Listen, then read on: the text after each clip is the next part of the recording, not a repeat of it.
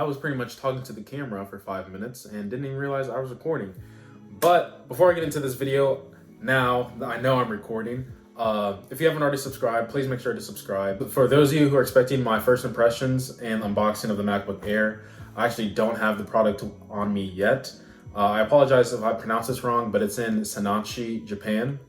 I think with just everything going on right now with the airlines and whatnot, it's been there for about a week and a half. I ordered it on March 18th and it's April 1st now. So once I do get it, I will try to upload it as fast as I can. But moving on to today's video, I want to talk about the iPhone 10 and why I use it to this day and why I even purchased it in 2019, even though the iPhone XS was out. So I want to give a little backstory on how I ended up purchasing this device in 2019. So I originally got the iPhone 6S in 2015. This is Black Marble and then Red Dragon by D-Brand. Not sponsored by them. But I used this one from 2015 all the way up till about 2018. The battery in this one was dying at like 30%. I couldn't handle it anymore. And then the iPhone 6S, once again, this is black carbon fiber. The reason why I went from this 6S to the iPhone 10 was because I made a bet with myself that if I passed my AWS certification that I would celebrate by splurging on buying myself a new device, which I do not regret anymore. And I think I made the right choice. So I got the iPhone 10. This is the robot camo from D-Brand. They don't have this one anymore currently on their store. One of the main reasons why I bought the iPhone 10 versus the 10s was because I really wanted 256 storage. Both of these had 64 gigs of storage and it just wasn't enough, and I didn't think it would be enough moving forward into 2020 and more years to come.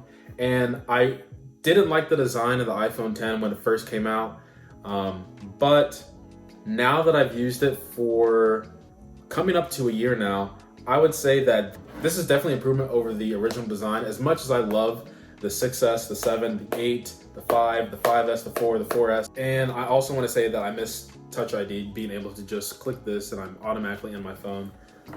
Hopefully Apple brings that back, or it just has a combination of you can use Face ID or Touch ID. Built it in the display. Do something, Apple, please. I'm begging you. Face ID is great though. I haven't had any problems with it. It's usually just in the morning when I first wake up. I want to go back to what Tim Cook said when he first revealed the iPhone 10. In this place, on this day, to reveal a product that will set the path for technology for the next decade.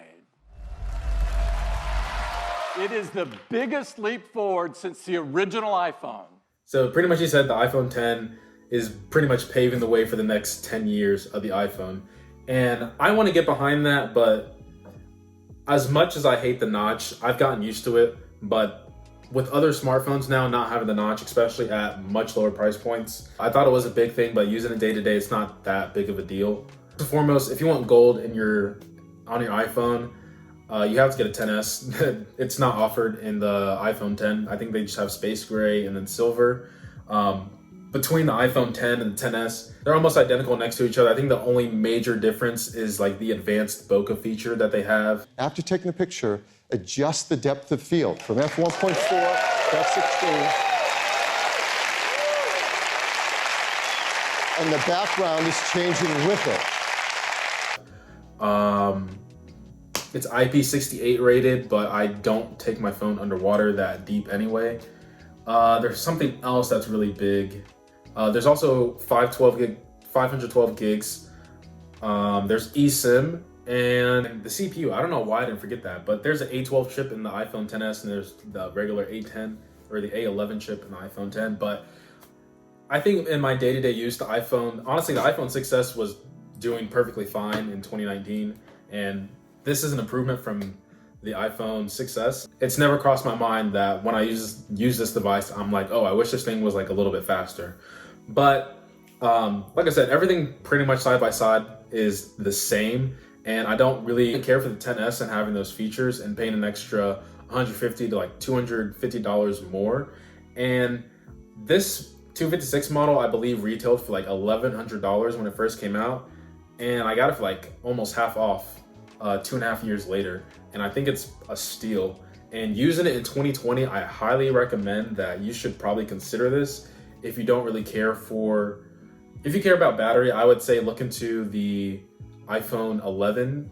I know battery is really important to people, but for my day-to-day use, the iPhone 10 does all the things I need to do perfectly fine. Wireless charging is also nice. It's not something that was on the 6S. I also wanted to keep my 3D touch. This might not be relevant, but I wanted my phone to be jailbroken. I know from the 4 to the 10, it's gonna be like jailbroken forever, hopefully. This is a really big thing. I don't know why I didn't talk about this earlier, but the camera.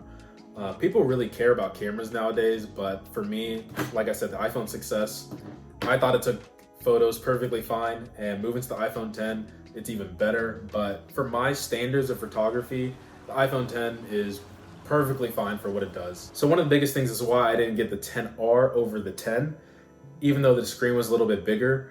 I like the weight of the iPhone 6S, and the weight of the 10 is much lighter to me personally than the iPhone 10R.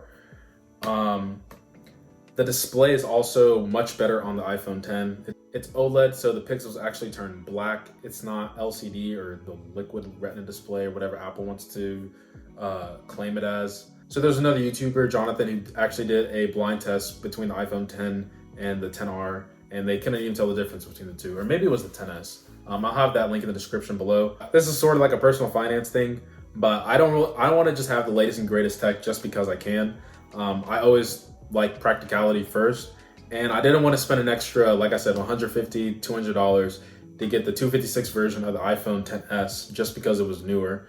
The iPhone 10 pretty much did everything I wanted to do for a cheaper price, much cheaper price. So that's why I elected to get the iPhone 10. Also, it's stainless steel on the side. This one's better against getting like nicks and scratches on it, but I usually put a skin on it anyway just to protect it. If you care about photo quality and video, then you should probably look at like the iPhone 11 Pro or even the iPhone 11. But if your photography standards are like mine, where you just think that, oh, this camera's good, then you should just get the iPhone 10, because there's no reason that you should be looking for more in a phone that it can do that you won't be using day to day. Like, I don't think I'd be using the advanced bokeh feature in my day to day, as well as like going underwater deeper with my phone. So I would say that you should probably really look into the iPhone 10. If you are still a little skeptical about Face ID, I would say that there's no reason to be skeptical.